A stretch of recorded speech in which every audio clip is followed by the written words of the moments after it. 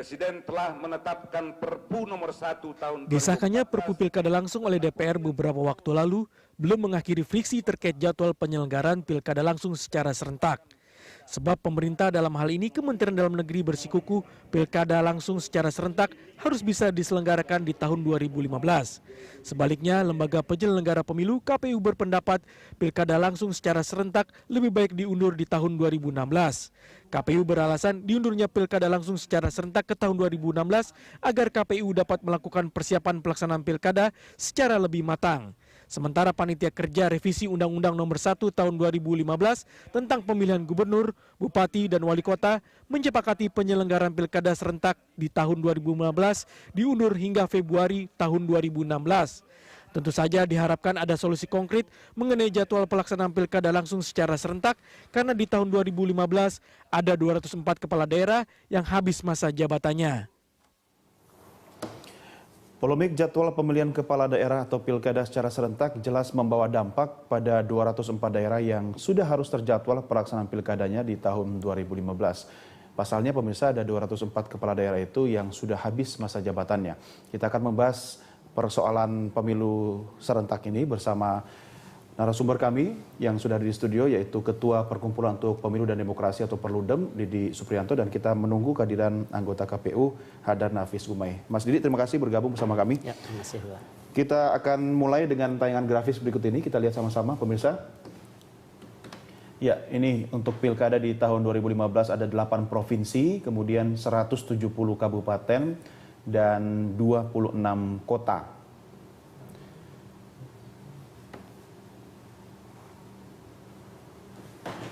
Sementara pilkada di tahun 2016 mendatang, total ada 100 daerah yang harus menjalankan pemilihan kepala daerahnya.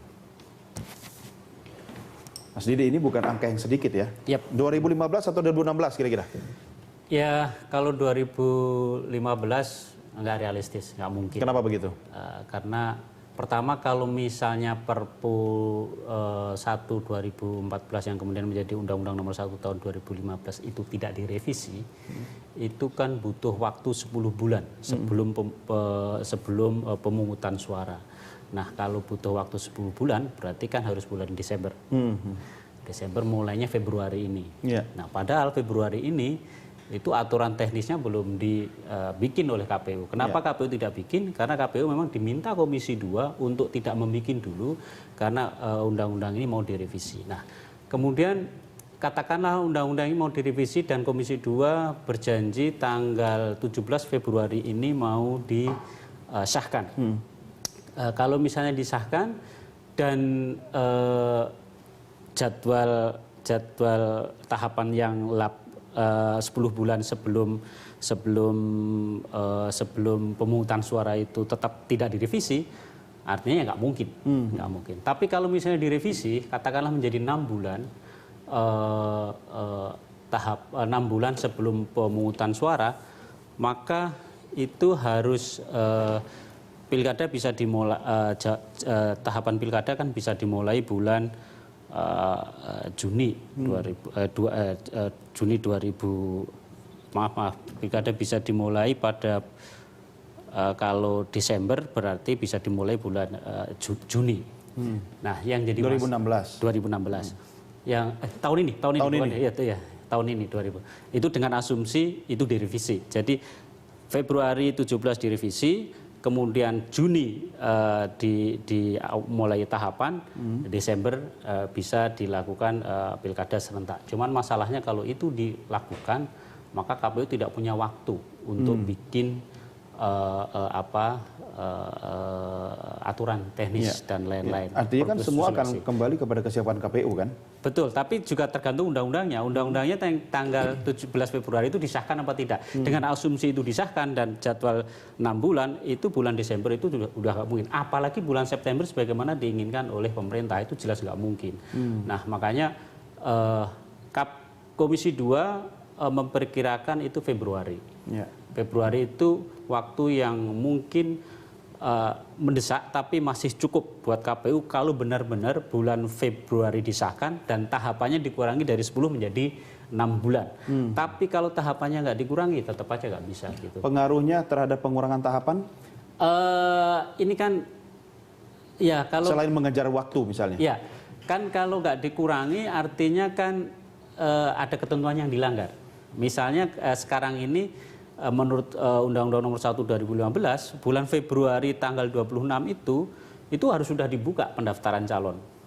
Jadi kalau misalnya tidak dikurangi dari 10 bulan menjadi 6 bulan, ya berarti melanggar undang-undang kan, seperti itu. Makanya kepastian ada dua hal yang penting, kepastian jadwal tahapan dikurangi menjadi 6 bulan.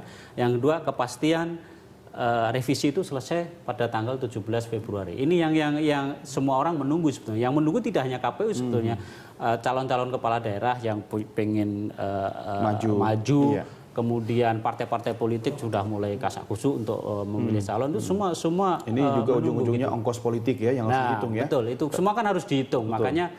Makanya kalau kami di Perludem lebih prepare, kita undur sampai Juni saja. Kenapa Juni? Dengan asumsi perubahan Februari ini mungkin belum tuntas.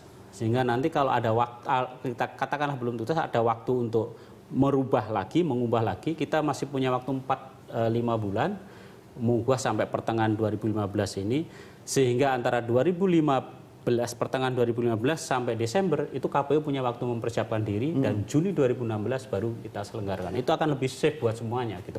Cuman masalahnya kan partai politik ini nggak mau kehilangan momentum waktu untuk menduduki jabatan kepala daerah, sebab makin lama diundur itu kan berarti makin lama PLT menjabat. Maksud Anda ini partai politik yang mana? Semua partai yang politik sedang berkuasa. Semua partai politik. Jadi semua partai politik itu sebetulnya pengen dipercepat. Cuman kalau PDIP, PKB dan mungkin juga Nasdem ya sebagai partai yang menang di pemilu kemarin itu prinsipnya lebih cepat, lebih bagus karena dia berharap dampak dari kemenangan pemilu legislatif dan pemilu presiden kemarin itu akan berpengaruh positif terhadap kemenangan calon-calonnya. Makanya mereka ngotot kan, bahkan sampai Jokowi pun bilang September harus, padahal itu nggak mungkin. Gitu. Oke, kalau nggak September, Desember ya. Kalau ada Desember, oke, akhirnya ketemu titik temunya Februari. Walaupun sebenarnya hitung-hitungan nasional belum tentu di daerah juga sama ya. Ya, gitu. Seperti itu. Tapi kan mimpi boleh dong. Biasa lah orang yang sudah ya memang harus ada kalkulasi.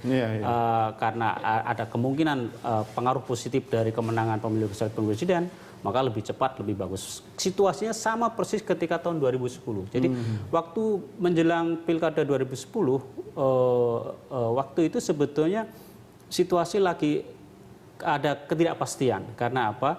Undang-Undang 32 tahun 2004 itu kan diubah oleh Undang-Undang Nomor 12 tahun 2008. Karena perubahan itu maka diperlukan sekian peraturan pemerintah, sekian peraturan KPU yang terutama menyangkut anggaran. Nah, sekarang saking rumitnya, ribetnya, maka kemudian Komisi 2 sama Mendagri saat itu sudah sepakat, oke, sebaiknya kita undur ke 2011. Kesepakatan itu disampaikan ke Presiden SBY waktu itu tidak mau. Pokoknya bagaimana caranya harus tetap 2010. Ya pertimbangannya kemenangan 2009 itu bisa berdampak positif kemenangan Pilkada 2010. Tapi kenyataannya nggak seperti itu. Apa yang dimimpikan oleh SBY dan Demokrat ternyata tidak semua terwujud. Memang Partai Demokrat ada beberapa menang di Pilkada, tetapi tidak sebagaimana dibayangkan sebelumnya. Memang kadang mimpi tidak sesuai dengan kenyataan ya. Mas Didi, kita akan lanjutkan di segmen berikutnya. Kita break dulu. Pemirsa tetap bersama kami. Kami segera kembali.